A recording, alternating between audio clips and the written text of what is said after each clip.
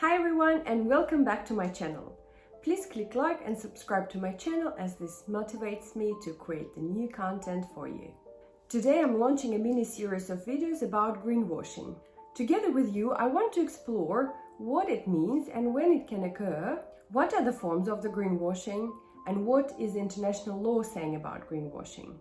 Then I suggest to review the real cases of greenwashing and demonstrate what elements of greenwashing in those cases are and how it can be improved going forward so that you can avoid the same mistake in your business.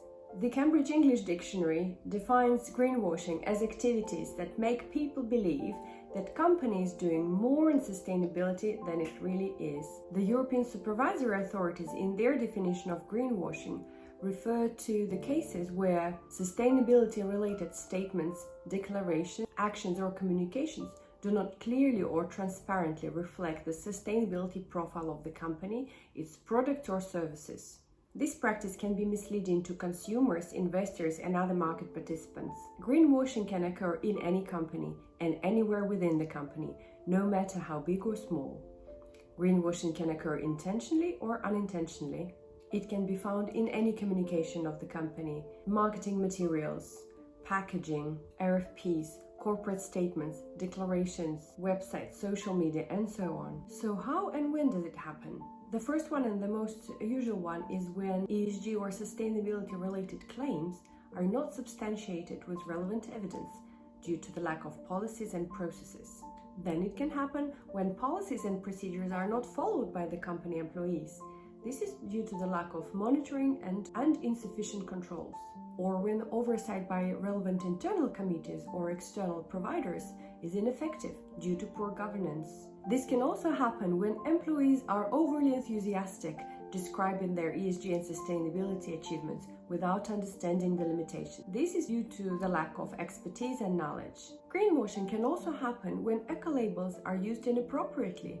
For example, when the certifications are missing. There are cases of greenwashing when a company compares itself, its product or services, to more environmentally damaging alternative, rather than addressing its own shortcomings. Greenwashing also includes the cases when the claims are false or inaccurate, or when overly complex language is used to address an issue, where data is inaccurate, incomplete, or contradictory or exaggerated, too definite, or too emotive and aspirational. There are a few elements of greenwashing that stand out, so one can spot that very easily. Let's list some of them. The first example of that can be when ESG section is over-presented in marketing materials of the company, for example in their annual reports, and the section to ESG is disproportionate to the rest of the report.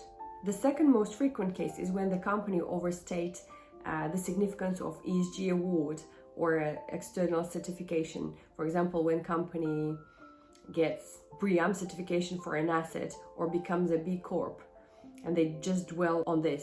Another example of greenwashing can be when the gaps, limitations and methodologies are not clear or not transparently described, and every data collection or every reporting will have some kind of limitations and gaps, and just the relevant disclaimers have to be made. Another example that I come across quite often is when the company is presenting the benefits and positive impact of the whole company or the product or service without addressing the negative impact it may have. So basically it's the lack of double materiality assessment or double materiality disclosure to the public who will read information about the company, the product or the service. Vague or unclear language, confused target setting, and no disclosure on the methodologies how the company can achieve transition or decarbonization is another case of potential greenwashing. And the last but not the least is to double check when the following terms are used if you are drafting the report or when you are reading about the company, the product or a service. Watch out for the terms like bio, eco, carbon neutral, climate friendly, compostable, eco, green, net zero, plant-based, plastic-free, recycled, recyclable, reusable and sustainable when there is no evidence behind these terms. If a company is making any sustainability claims about its product or service, it needs to provide evidence to support these claims. Look out for independent certification. This can be a seal of approval, because if a company have to comply with the standards set out by this certification as a whole or for its product or services, it would have met the requirements of that standard independently and transparently. There is also a growing trend for external verification and assurance of data to ensure that all claims are evidence-based and that they are checked by a neutral party. Not all companies need verification or assurance of data. There are some mandatory requirements for some companies and it's optional for the others. But thinking to support all your claims with evidence is a good practice. Every industry and sector has their own regulatory guidance for anti-greenwashing. But let's touch base the universal good practice, irrespective of whether you are an investment business, a real estate, a real retail shop, or a barber shop, or a coffee shop, whatever. So how to avoid doing it yourself or become a victim of the greenwashing? It would be good if you are aware of the latest legislation in the country your business operates in, especially if your business operates in multiple locations. Go through the points that we discussed earlier to see if you have any concern about what you are doing or what you are being procuring. Take time to research and choose the companies who are setting clear targets on reducing emissions or improving their ESG performance. Check if the company you are planning to work with is aligned with international sustainability frameworks and initiatives. For example, it could be UN Global Compact SDG goals, where the regular annual reports are due for submission by the company, or UN Alliance for Sustainable Fashion. This can give you some reassurance. Ensure to have ESG risk assessment and register which addresses double materiality. This is very important. When you are creating a product or a service, or you are consuming one, consider the life cycle assessment. It's the life cycle impact of the product or service, starting from extraction of raw materials to its eventual disposal. It also will take into account any business-specific environmental consequences like packaging and delivery. Be careful when you are creating a product or a service. Make sure that the message about it is what it says and what it is. Be very transparent. Be very careful on creating content on social media. Don't be overly enthusiastic or aspirational or emotive to touch audience hearts about on ESG matters. Just try to be as neutral as possible. Be consistent with data collection and reporting so that every statement you make can be checked and verified from at any stage, and you have an evidence to back you up. And finally, consider using the UN-backed sustainability standards, because they are a safeguard for you to avoid greenwashing and provide for necessary disclaimers on your data, the gaps, the limitations, methodologies, and so on. Interestingly, I don't think that anti-greenwashing legislation was developed enough and was straightforward enough to ensure that companies can avoid it until recently. The period from 2020 to 2023 was quite progressive for regulators, and here are the recent examples across US, UK and the EU. In the US, Securities and Exchange Commission has taken steps to regulating ESG-labeled investment products.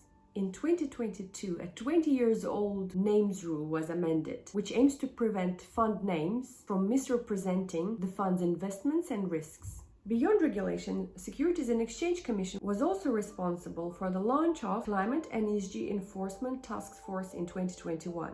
This task force develops initiatives to proactively identify any ESG misconduct, with its initial focus on identifying substantial gaps or misstatements in any climate-related disclosures. In the UK, the CMA guidance was published in September 2021 on environmental claims on goods and services. This law was developed to encourage businesses to invest in their sustainability performance of their goods and products, enabling them to communicate their genuine efforts transparently. And very recently, SDR sustainability disclosure requirements were brought into force in UK by FCA to tackle greenwashing and make sure that all sustainability-related claims are clear, transparent, and not misleading.